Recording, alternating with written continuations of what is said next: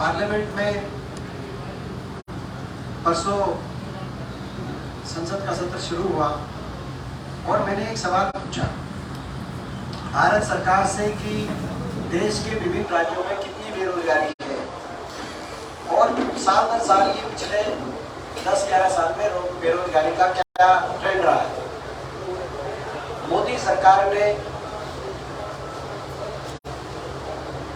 भारतीय सरकार ने, केंद्र सरकार ने ये जानकारी दी कि हरियाणा में देश में सबसे सर्वाधिक बेरोजगारी वाले प्रदेशों में से हरियाणा, उत्तर भारत में सबसे ज्यादा बेरोजगारी हरियाणा में है और ये 9% पे बेरोजगारी आज पहुंच गई है, जो हुड्डा सरकार के समय ये मोदी सरकार बता रही है। ये लिखित में जवाब आया है कि हुड्डा सरकार में 2013-14 में ये 2.9% बेरोजगारी थी हरियाणा में, जो देश में सबसे कम थी, और अब खट्टर सरकार में बढ़कर 3 गुने से ज्यादा बढ़कर 9% बढ़ गई, जो उत्तर भारत में सबसे ज्यादा है, और लक्षद्वीप जैसे टापुओं को छोड़ दो तो देश में सर्वाधिक है। ये जवाब मोदी सरकार ने, भारत सरकार ने दिया है। आज मैं देख रहा था कि जब ये जवाब आया तो इससे खट्टर सरकार बड़ी तर्कमिलाई। मुख्यमंत्री जी के मीडिया सलाहकार हैं या कौन किस पद के वो हैं, उनके कार्यालय में एक अधिकारी हैं, उनकी इसके जवाब में कल उन्होंने खबरें निकलवाई कि करारा जवाब दिया कि भाई बेरोजगारी CMI भी तो 29-30% है हरियाणा की, इसमें 9% आई। CMI में भी देश में सबसे ज्यादा आई है। CMI और भारत सरकार आने जैसे का आकलन का उनका तरीका अलग अलग है। CMI में वो हाउस होल्ड अनएम्प्लॉयमेंट नहीं देखते, वह हर व्यक्ति की अनएम्प्लॉयमेंट देखते हैं।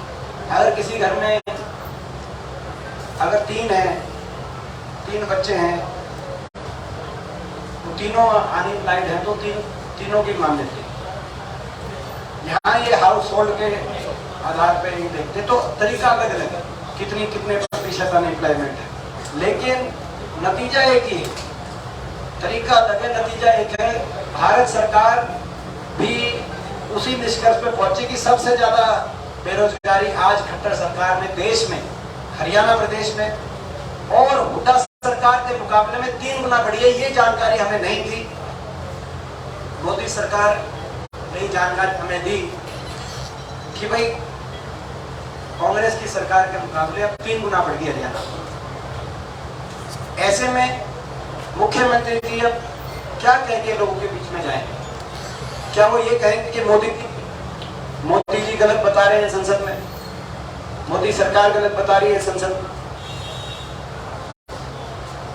या वो ये मानेंगे, स्वीकार करेंगे कि आज काबू हो गई हालात अनएम्प्लॉयमेंट की, बेरोजगारी की, आज हरियाणा के घर घर में एक नौजवान बेरोजगारों की फौज खड़ी हो गई। बेरोजगारी बनती है निराशा हताशा से कोई नशे की तरफ, कोई डिप्रेशन की तरफ, कोई घर बार बेच के विदेशों की तरफ पलायन। आज स्थिति ये हरियाणा की, केवल इस कैलेंडर ईयर में 15,000 बच्चे केवल एक अमेरिका के अंदर इलीगल रस्तों से, केवल अमेरिका के अंदर, ये पीछे अमेरिका गया न्यूयॉर्क, तो वहाँ बच्चे मिले मुझसे, न्यूयॉर्क में मैं गया जब अमेरिका राहुल जी के साथ, तो वहाँ हरियाणा के एक गांव से 150 बच्चे, वहाँ कोई डंकी रास्ते पे, कोई कैसे रास्ते पहुंच रहे, क्योंकि इतने निराश हुए हरियाणा की सरकार से कि हरियाणा में तो रोजगार मिलेगा नहीं।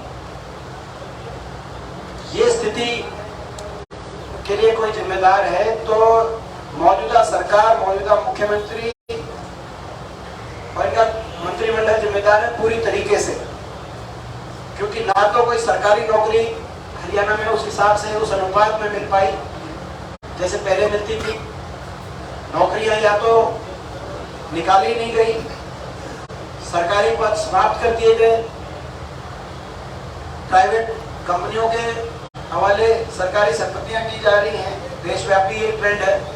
लेकिन जो सरकारी पद है भी उनको या तो कच्चों में परिवर्तित कर दिया गया कौशल निगम के माध्यम से, या अग्निवीर की जो योजना आई सरकारी भर्ती वहां खत्म कर दी गई। ले देके फिर भी जो भर्तियां निकली वो भर्ती घोटालों के, पेपर लीक घोटालों के भेंट चढ़ गई। 1.5 करोड़ रुपया HPSC के दफ्तरों में बरामद हो रहे हैं, वो सरकार है। और इन सब बाधाओं के बाद अगर कोई लिस्ट फाइनली निकल भी गई, उन लिस्टों के अंदर हरियाणा के नौजवानों से ज्यादा दूसरे प्रदेशों के नौजवानों को उन लिस्टों में तवज्जो दी गई। ये यथार्थ है हरियाणा का। ऐसे में हरियाणा का नौजवान अगर निराश ना हो तो क्या करें? हम हरियाणा के नौजवान से अपील करते हैं, निराशा ना आने दें, धैर्य रखें। लोगों ने बदलाव का मन बना लिया है। हरियाणा में निश्चित तौर से चौधरी भूपेंद्र सिंह हुड्डा जी के नेतृत्व में कांग्रेस पार्टी की सरकार बनने जा रही है। और आप 1 साल धैर्य रखें और 1 साल के बाद जो सरकार बनेगी वो नौजवानों की सरकार होगी। हरियाणा के उज्जवल भविष्य को सुनिश्चित करने वाली सरकार होगी। हरियाणा खुशहाली के और आपसी भाईचारे के रास्ते पे आगे बढ़ाने वाली सरकार है। और मैं ये जवाब आज जो मुख्यमंत्री जी ने अपने एक अधिकारी के माध्यम से जवाब दिलवाया है, मैं उन तक मैं कोई जवाब नहीं देना चाहता। मैं ये मोदी सरकार ने जो जवाब दिया था मेरे प्रश्न का कि किस प्रदेश में सबसे ज्यादा बेरोजगारी, मोदी सरकार के जवाब को मुख्यमंत्री जी तक आप लोग के माध्यम से पहुंचाना चाहता हूं। आप प्रेस के साथी हैं, एक कॉपी आप एक आपको फोटो कॉपी करा के आपको भी देंगे।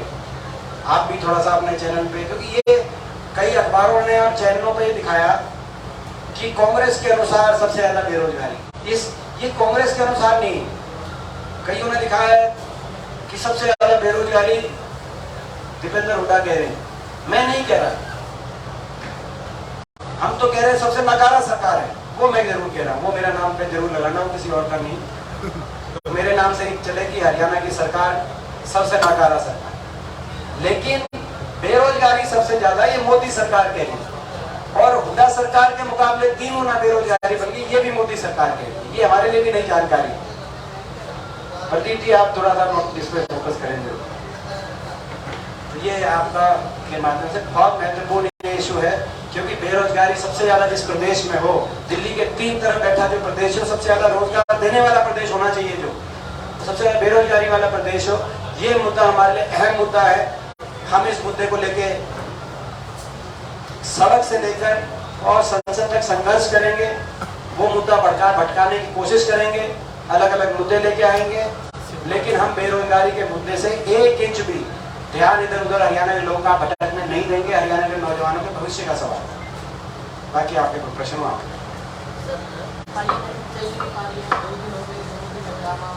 देखिए पार्लियामेंट क्यों नहीं चल पा रही, उस पर भी आप मंथन करें। ये ऐसी सरकार है, मणिपुर जल रहा था 2 महीने से, लेकिन प्रधानमंत्री जी के मुख से 2 शब्द भी नहीं आए। एक ऐसी सरकार है, अगर देश के किसी कोने में कहीं अशांति होती है, हिंसा होती है, आपस में भिड़ंत होता है, तो ये सरकार शांति की भी अपील नहीं करती। ऐसा लगता है कि सरकार में बैठे लोग आपसी तनाव और समाज में आपसी अगर हिंसक माहौल बने, तनाव का माहौल बने, उसको राजनीतिक दृष्टि से देखने लगते हैं कि इस तरह इसमें राजनीति में आपका क्या कैसे लाभ निकले। ये कोई नई बात नहीं है। देश के तमाम प्रदेशों में इस तरह के माहौल बनाए गए या बने, और वो जब माहौल बने या बनाए गए तो ये सरकार चुप रही। प्रधानमंत्री जी से लेकर तमाम मुख्यमंत्री तक मौन रहे, शांति की अपील भी नहीं की गई। मणिपुर में यही हुआ। ऐसे दृश्य सामने आए मणिपुर से, दिल को दहलाने वाले दृश्य सामने आए जिनको देखा नहीं जा सकता। और उन दृश्यों के बाद प्रधानमंत्री जी ने मात्र 1 मिनट संसद के बाहर एक वक्तव्य जब विपक्ष ने, समूचे विपक्ष ने मांग करी इसमें चर्चा हो, तब उन्होंने हर 1 मिनट का के लिए अपनी बात रखी। तो बड़े दुर्भाग्य की बात है। होना तो ये चाहिए था कि 9.5 साल के बाद ये बताते कि देश में कितनी शांति, अमन चैन शांति है, खुशहाली है देश में 9.5 साल के सरकार के बाद। होना ये चाहिए था। और हो ये रहा है कि देश के कोने कोने से हिंसा की बातें आ रही हैं, समाज में आपस में टकराव की बातें आ रही हैं, बिखराव की बातें आ रही हैं। और प्रधानमंत्री जी कभी फ्रांस है, कभी कहाँ है, लेकिन जहाँ भी गए लेकिन वो चुप। ऐसे हालात तो आजाद भारत में के इतिहास में इस तरह से तो पहली बार देखे गए। तो ये इस बात को लेकर विपक्ष में रोष है। हम चाहते हैं चर्चा हो। प्रधानमंत्री जी ने वक्तव्य भाग दिया है, मगर हम चाहते हैं चर्चा हो। प्रधानमंत्री जी इस पे संसद के अंदर, ये पार्लियामेंट का प्रिविलेज भी माना जाता है कि जब संसद चल रही होती है तो संसद के अंदर तो बात रखें और उस पर बेबाकी से चर्चा हो। देश के क्या हालात बने मणिपुर समेत पूरे देश में।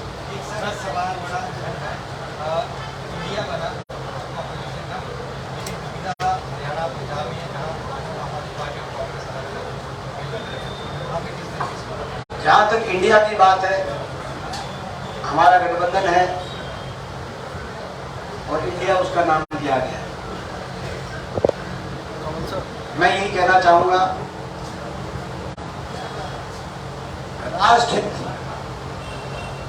राष्ट्रहित तो देश सेवा से बड़ा कोई काम नहीं और इंडिया से बड़ा कोई नाम नहीं। वो तो बताओ।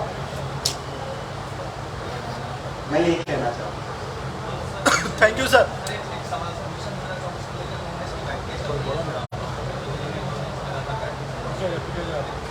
हमारी चल रही है संगठन की प्रक्रिया, तो चलती रहती है। बीजेपी की करेगी।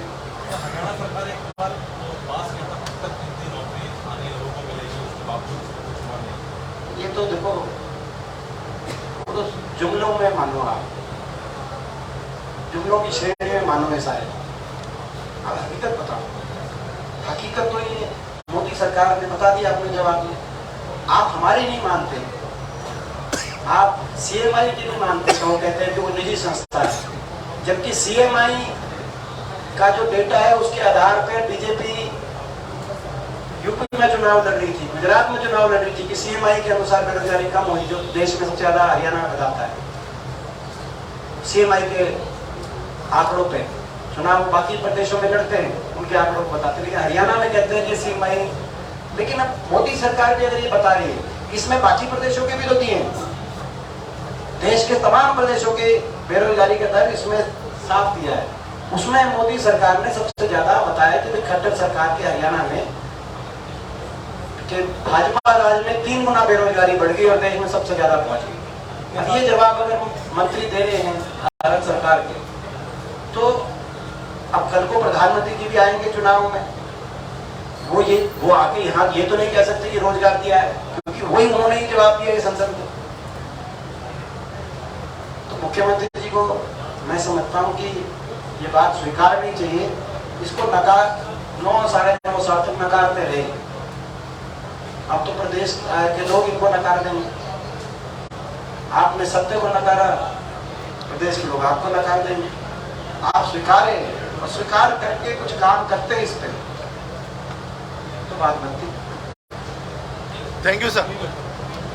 आप लोग थैंक यू कि आप लोग इतना कॉपरेट करते हैं।